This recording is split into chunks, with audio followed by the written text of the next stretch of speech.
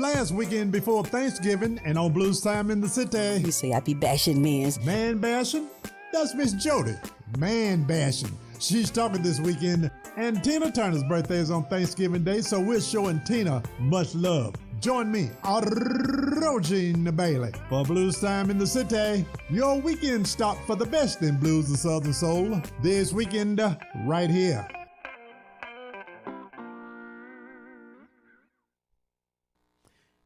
KUAW listeners, this is Carl Boyd for Wave Your Grades, coming to you every Saturday from 1 until 2 p.m. right here on KUAW. This program features American students striving for excellence in honor of our troops and American veterans, encouraging American students. Please join us every Saturday from 1 until 2 p.m. right here on KUAW. Now on the air in Kansas City, the Cheryl Underwood Show. We are proud to be part of the KUAW family. The Cheryl Underwood Show. Weekdays Monday through Friday at 12 noon. KUAW around the world on KUAW.org. Todd Tribbett, we gonna be all right here on the Jamal Bakes Show. I'm your brother in Christ, Jamal Bakes. Thank you all so very much for hanging out with me, fam, for another weekend, all right? We've got a big show for you, man. As always, the Rose Show. Hey, what's going on? Hello, everybody. How's everybody doing? What's going on? Today is, man, I just looked at it in space. Tuesday, November 17th. Tuesday, November 17th. I was writing some notes and looked at the date, and I forgot the date when I opened my mouth. So, nevertheless, hope everybody's doing well. I hope you guys doing okay. It's a lot going on in the city. First off, I'll go ahead and give you the call letters of KUAW Radio. KUAW.org is the site. Our phone number is 816-599-6893. 816-599-6893. Let me take that hat off my head. Look kind of crooked there. So that is the call letters of the show. And today you've tuned in with me, Chris Jackson, on Street Therapy KC. Street Therapy KC, live in location. Today, I'd like to talk about a few things. I know we've been talking about COVID, and we haven't really talked a whole lot about it, but we've kind of been hit and miss. I'm trying to talk about COVID, but not really talk about COVID, but it's something that needs to be talked about. I've been reading different stories and talking to different folks about some things, how it's been affecting them. As far as business, how folks' business has been affected by COVID-19, as far as how people's lifestyles have been affected by COVID-19, from everywhere from our little children and to our grandparents.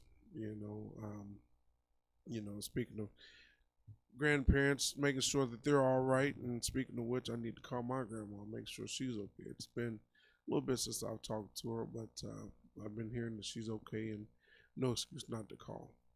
But nevertheless, want to make sure everybody's okay, everybody's in good spirits, make sure everybody's heads on straight. We got a lot going on as far as COVID and schools and things. Speaking of schools, my little ones are in school, which is they're doing the hybrid thing. They're, one of my daughters doing a 2 days on and 3 days off, and I was afraid to send her back for that, but trying to get that situated. I thought that's what that was for. But trying to figure out, how everything's going to work with that, and waiting on the administration to get back with us and everything. And I guess I'll pose a question to everyone out there in radio land. How are you doing through COVID? How's it affecting you? Has it affected you? Has it affected somebody that you know closely? Has it affected you personally within your body? And if so, how did you get over it? How did you make it through? And are you still making it through? Is there something that we can maybe, you want to call in and talk about, or I believe in prayer, and is there things that maybe we could, just pray and touch and agree with, and things like that. But really trying to figure out, how you if you're all right. So moving right along. Um, oh no, I'm sorry, I'm not moving along. We've noticed that pretty soon here they're coming up with a new deal where we may have to talking about closing down the restaurants and at an earlier restaurants and bars at about 10 o'clock. I think is the cap. From what time they open to the time they close about 10 o'clock, which which is good. It's good and bad. I know a lot of times that a lot of these bars and stuff like that. That's when they really begin to ramp up at about 10 o'clock. Folks don't get out till 10 o'clock to go to the bar. But we just got to be careful in these times. I've got about 10 different masks that I wear. I don't have it. Well, I got one here with me. It's not on my face, but anybody here? Mr. Walker, he's about 10 feet away from me. But yeah. So and I don't like wearing it. I really don't. But it's needed. It's necessary. Um, we have small children and my wife and in the family. We try to make sure that we're straight and everything like that. But what I have noticed in the grocery stores that everybody is starting to get toilet paper again. So toilet paper is starting to be a thing now. Yeah, toilet paper is running out. Costco's out of toilet paper. Sam Club is running out, and yeah. And I think Hy-Vee or one of the stores said you can only get one pack of toilet paper. So I got friends that kind of they're in the grocery store. We're in the grocery store business, and they say, man, this toilet paper starting to ramp up and everything. So I guess I would say to that, man, is we see the trend coming. We know that in the winter months it gets really cold. They're saying this is supposed to be a really cold winter. And if so, prepare yourself. Get prepared. And everything. And I've been trying to work on the fireplace, and I take that back. I haven't been trying to work on the fireplace. I did last summer, last winter. Try to get up under there and see if I can figure it out. Make sure it's cleaned out and stuff like that. But yeah, I don't know what I'm doing. But but just really gathering wood. Gathering wood for that, and we've been getting some canned goods, which we've already had some. We've got beans and things like that to really kind of hunker down, especially if they shut the school situation down. Then we have to. We got to eat. And so that's that on the whole COVID and just getting yourself prepared. And I've talked to a couple of business owners, and they've been saying the same thing. Just really being prepared and trying to figure out what they're gonna do and how they're gonna move in this arena. It's different from everybody. We've been dealing with this since is it March? Yeah, since February, March, right after the Super Bowl. Yeah, dealing with this since March. And I don't think we've all had it figured out. And I said I went to the store the other day and bought a whole bunch of elderberry. I heard elderberry is one of the things that you can use to bump your immune system if you don't want your immune system to be compromised. So I bought like $80 elderberry and vitamins, vitamin C and we already have vitamin D, but just a lot of those things and green tea and honey and stuff like that that are that'll get you through and just to make sure that you're all right and everything because I think that's the weirdest that's the hardest thing to kind of I'm sorry somebody was the Zoom link's not even up yet, is it? I didn't think so. All right, sorry about that, yeah. But yeah, so just trying to figure it out and trying to be, like I said, be prepared and things like that. It's critical and it's crucial, and dealing with that, also dealing with the election, obviously, Trump doesn't want to give up the seat and things like that, but he has to, and our neighbors, we got some neighbors that that are Trump supporters, and we have our disagreement, but nevertheless, we try to be cordial and be respectful, and vice versa. You can like who you like and pick who you want to pick, and still be a human being. You know, but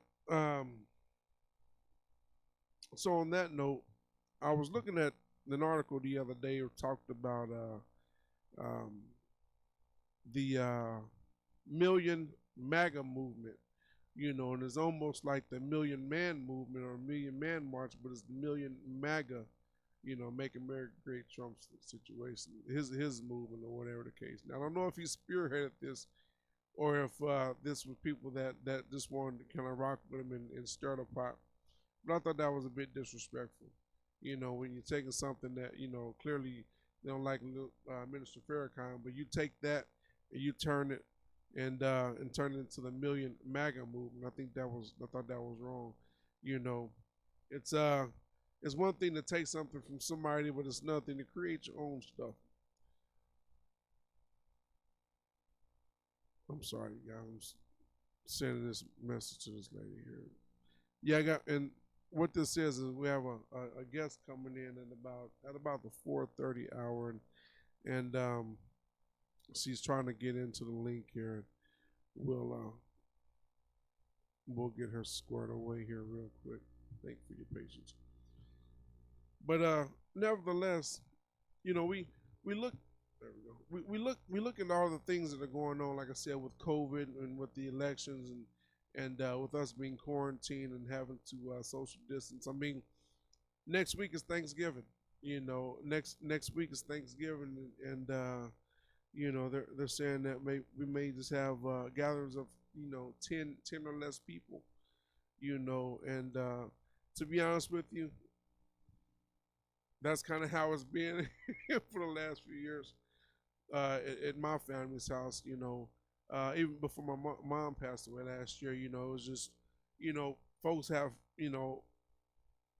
have families and things like that, and oftentimes is we don't get out as much as we ought to.